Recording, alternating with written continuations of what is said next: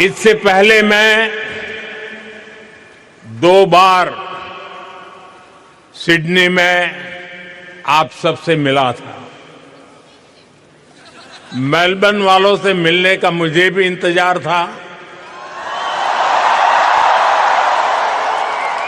इसलिए सोचा इस बार मेलबर्न वालों के साथ फ्लैट व्हाइट कॉफी पीता हूं।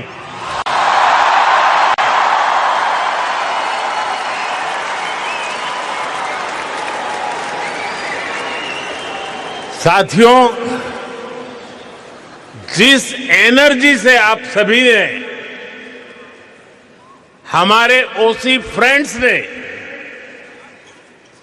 हम सभी को वेलकम किया है, वो और भी अमेजिंग है।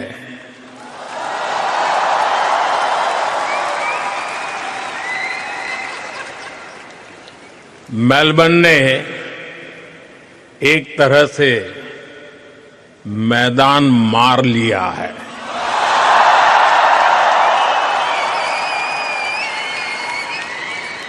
साथियों, मैं, मेरे मित्र, भारत के मित्र प्राइम मिनिस्टर एंथनी अल्बनीज़ी का भी बहुत आभारी हूं।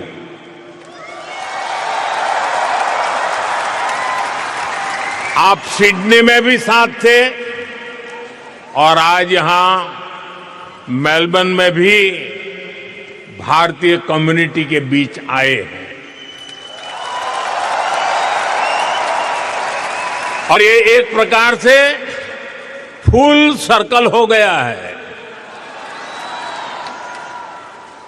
अहमदाबाद, जहां दुनिया का सबसे बड़ा क्रिकेट ग्राउंड है, और मेलबर्न, जहां आइकॉनिक स्टेडियम है,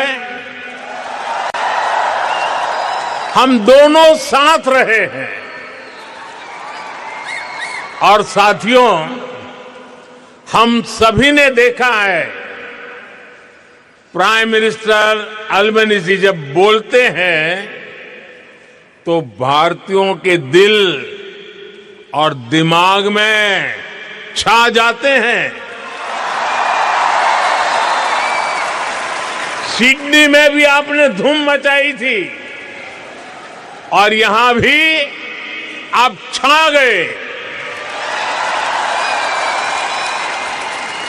मैं विक्टोरिया की प्रीमियर का भी उनके ऊर्जा भरे शब्दों के लिए, भारत के प्रति इतने स्नेह से उन्होंने जो कहा, उसके लिए उनका भी हृदय से आभार व्यक्त करता हूं।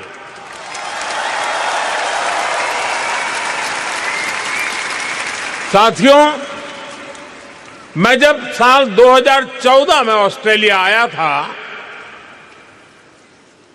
तो 28 साल के बाद भारत का कोई पीएम यहां पहुंचा था।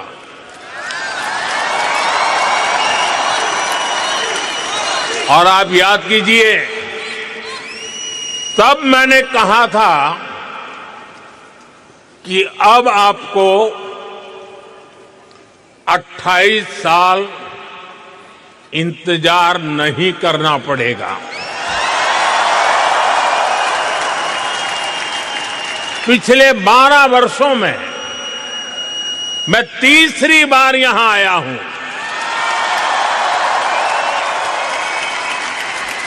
यानी इस बार हैट्रिक लगी है।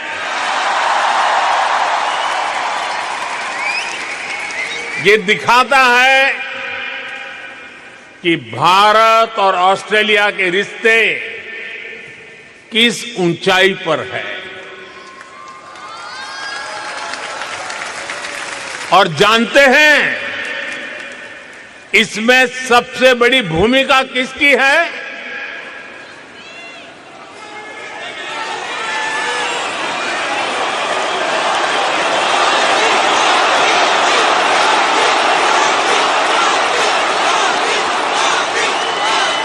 मोदी की नहीं, इसमें आप सभी साथियों की भूमिका है।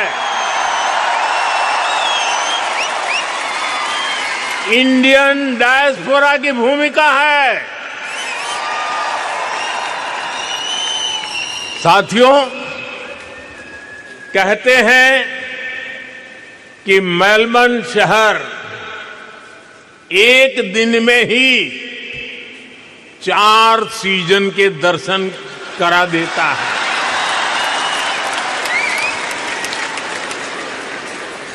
लेकिन भारतीय समुदाय ने अपने कल्चरल कलर से इसको और वाइब्रेंट बना दिया है। यहां मेलबर्न में और आसपास काफी ऐसे स्थान हैं, ऐसे मार्केट्स हैं जो भारतीयता के रंग से भरे हैं। कोई इन्हें लिटिल इंडिया कहता है, कोई मिनी इंडिया कहता है। नाम जो भी हो, लेकिन रंग भारतीयता से भरे हुए हैं।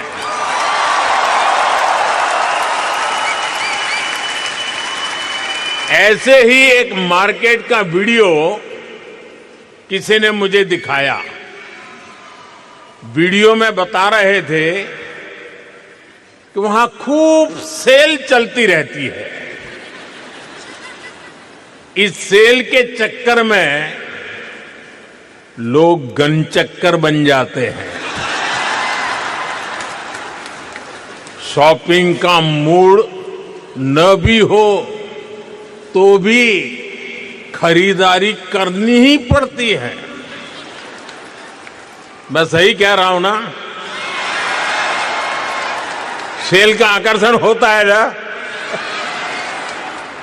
साथियों, आप में से कई साथी फर्स्ट टाइम ऑस्ट्रेलिया आए और कईयों का जन्म भी यही हुआ। पीढ़ियां बदल गई, लेकिन भीतर की भारतीयता हमेशा हमेशा जिंदा रही।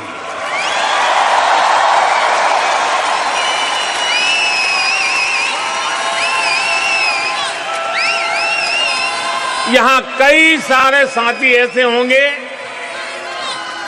जिनके घर में कम से कम 2 टाइम जोन चलते हैं।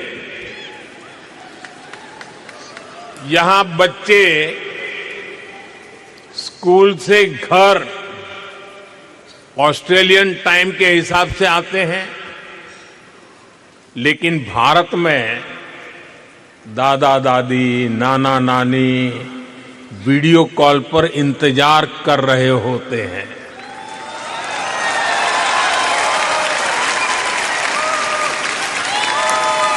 यहां वीकेंड होता है तो भारत में किसी शादी की लाइव स्ट्रीमिंग चल रही होती है।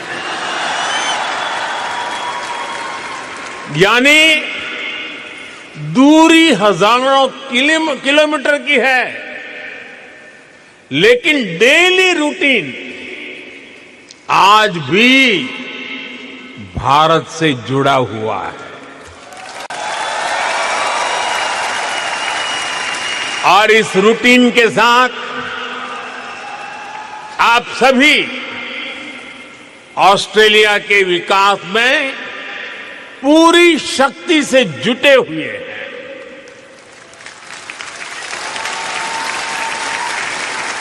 मुझे आप सब पर गर्व है।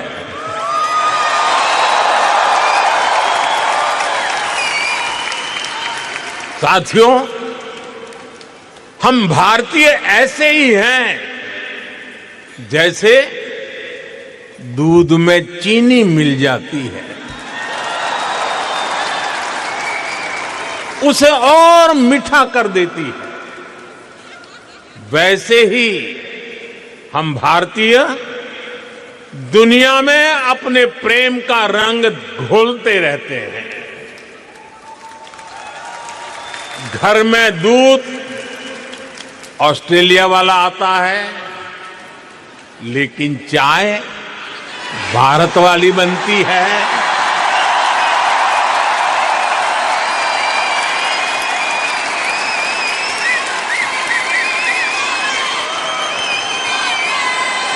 अरे चाय वाला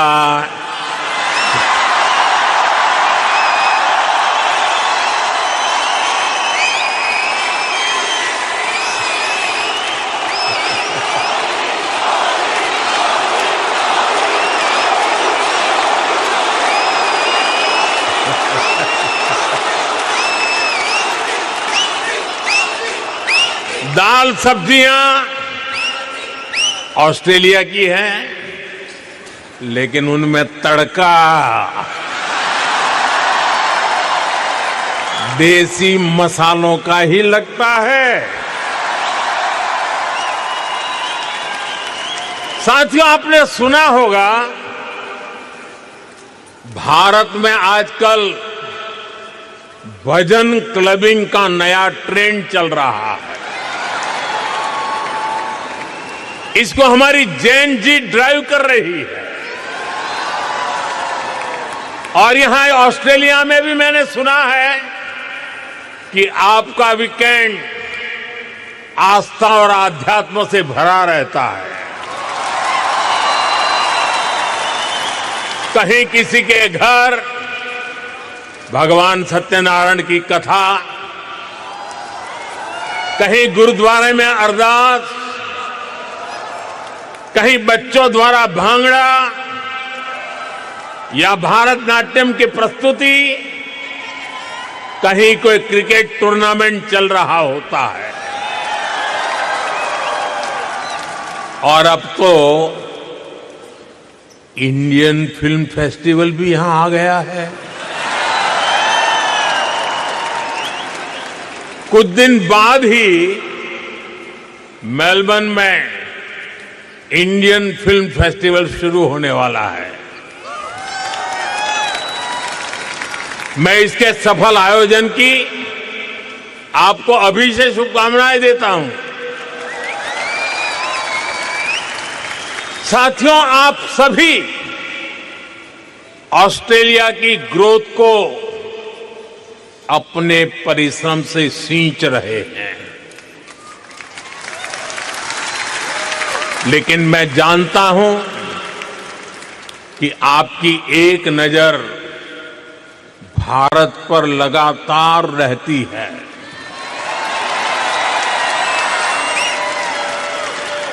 भारत क्या कर रहा है, भारत की प्रगति, भारत की गति, इसकी खोज खबर आप लेते रहते हैं। साथियों, 21वीं सदी का भारत आज विकसित होने के लक्ष्य पर काम कर रहा है।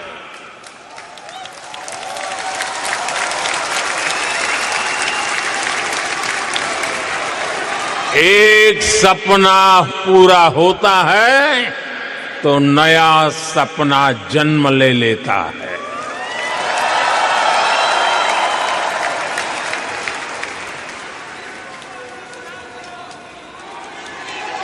पहले कहते थे एक दीप से जले दूसरा, जलते दीप हजार। आज मैं कहता हूं, एक सपने से जन्मे दूसरा सपना, सपने जन्मे हजार।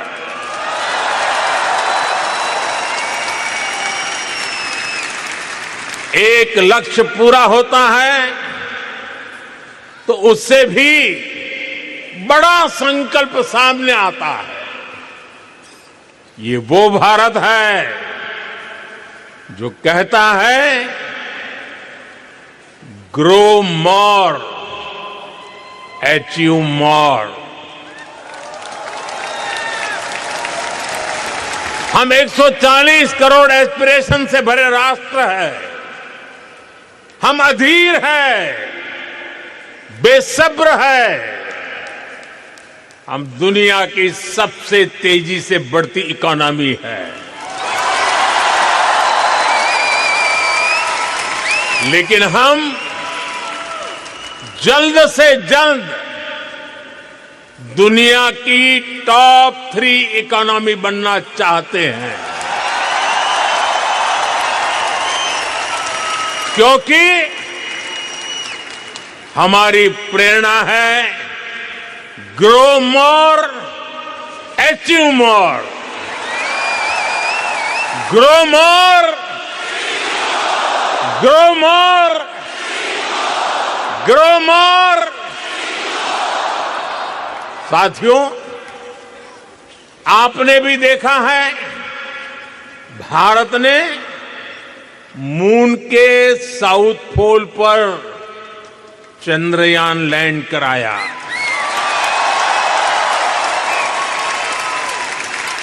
दुनिया में कोई और देश ऐसा नहीं कर पाया, लेकिन भारत इतने भर से संतुष्ट नहीं रहा, क्योंकि भारत कहता है ग्रो मोर, ग्रो मोर। इसलिए साथियों, भारत अब स्पेस में अपना गगनयान भेजने की तैयारी कर रहा है।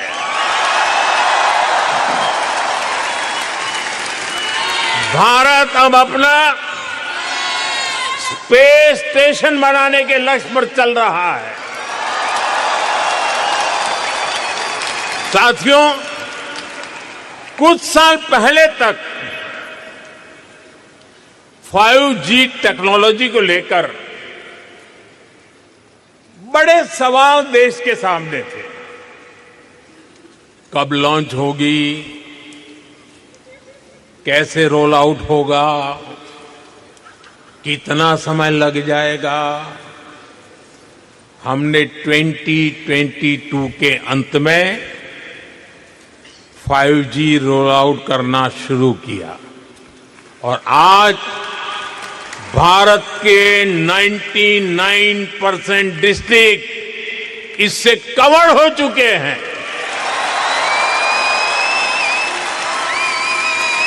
और आपको खुशी होगी दोस्तों, भारत 5G का फास्टेस्ट रोल आउट करने वाले देशों में से एक देश है।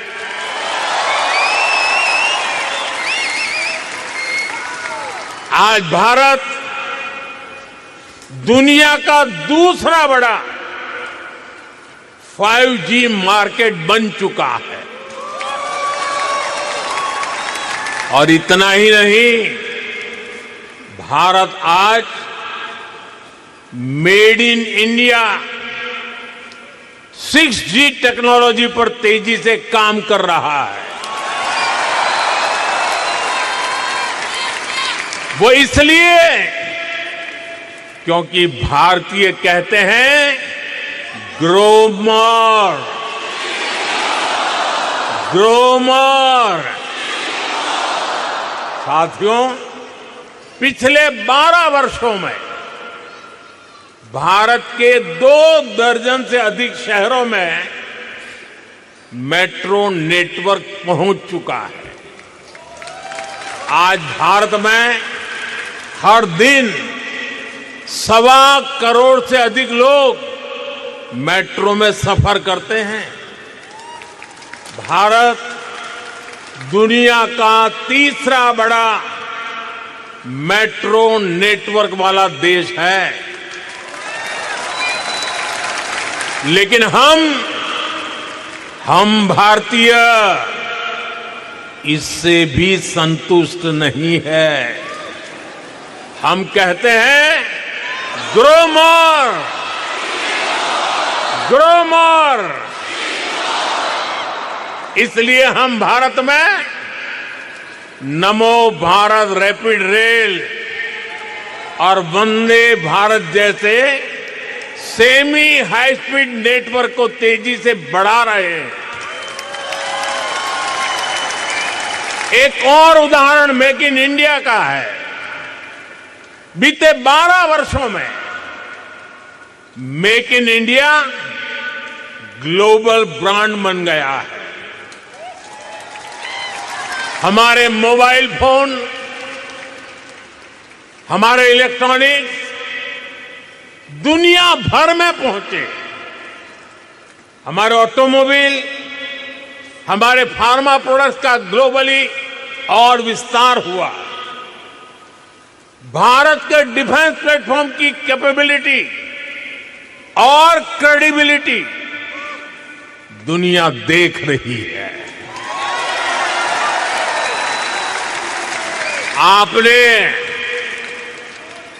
आपने ऑपरेशन सिंदूर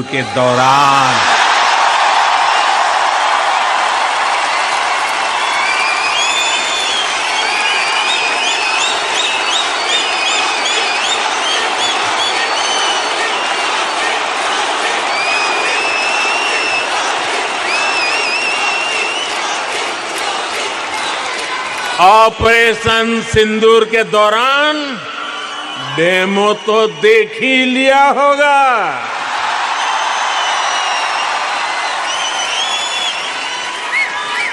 धमाके आतंकियों के अड्डों पर हो रहे थे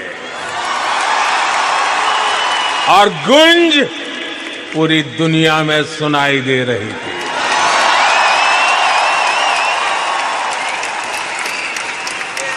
टेरर कैंप पर इस करारे प्रहार से आपको गर्व हुआ कि नहीं हुआ? हुआ कि नहीं हुआ? साथियों,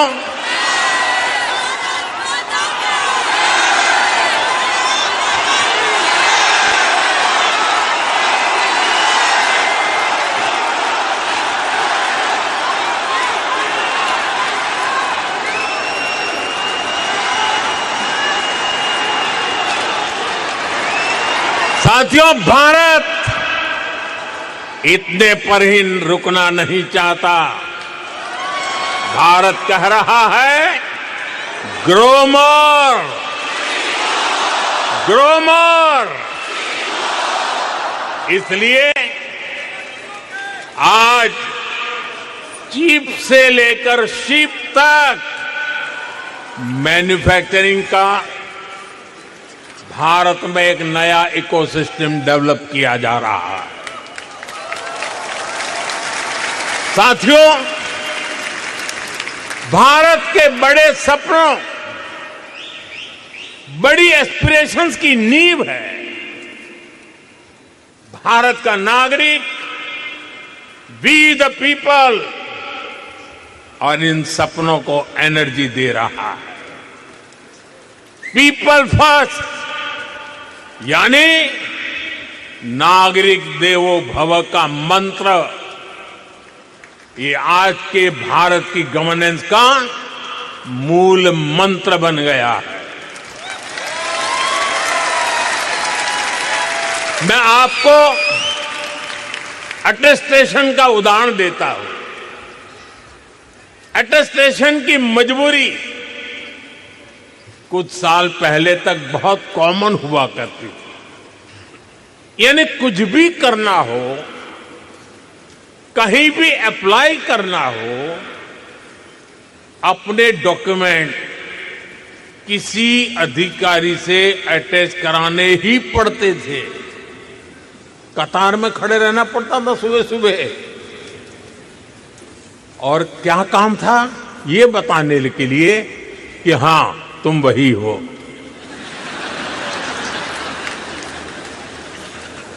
हमारे लिए तो नागरिक देवो भव अब ये स्थिति नहीं है।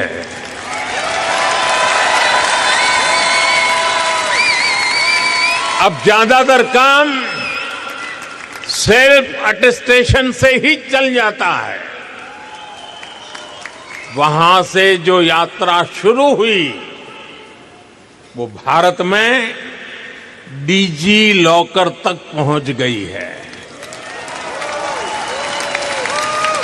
एक ऐसी डिजिटल व्यवस्था जिसमें भारतीय अपने डॉक्यूमेंट्स डीजी फॉर्मेट में रख सकते हैं। इसमें एक क्लिक में डॉक्यूमेंट शेयर होता है, वेरीफाई होता है, एक्सेप्ट होता है। साथियों, व्यवस्था बनाना एक चीज है, उसे स्केल और सिक्योर फीचर के साथ बनाना बहुत बड़ी उपलब्धि होती है। आप जानते हैं कि आज भारत में डिजी लॉकर के कितने यूजर हैं? मैं जानता हूं आंकड़ा जरा याद रखना कठिन है। इस वक्त 70 करोड़ यानी 700 मिलियन से ज्यादा डिजी लॉकर यूजर हैं और इनमें 850 करोड़ से अधिक डॉक्यूमेंट स्टोर है। 850 करोड़ से अधिक। साथियों, नागरिक देवो भव का एक उदाहरण हमारा हेल्थ केयर सिस्टम है। आज करोड़ों भारतीयों के पास एक सिक्योर डिजिटल हेल्थ आईडी है।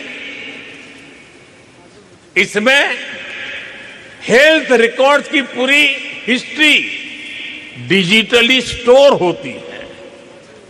इससे भारत में डायग्नोसिस और बेहतर हो रहा है और इससे इलाज की व्यवस्था और सुधर रही है।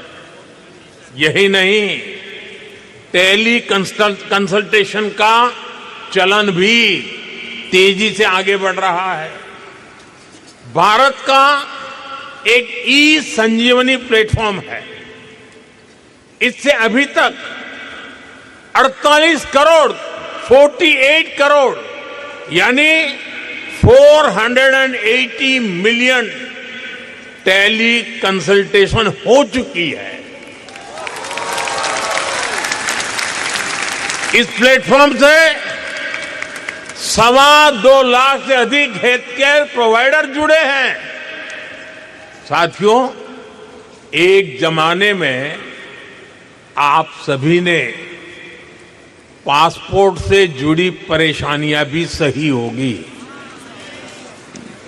आप याद कीजिए कितने हफ्ते लगते थे पासपोर्ट बनने में, लेकिन आज पासपोर्ट औसतन कुछ ही दिनों में मिल जाता है। यही सिटीजन फर्स्ट गवर्नेंस है। यही नागरिक देवो भव के मंत्र की सफलता है।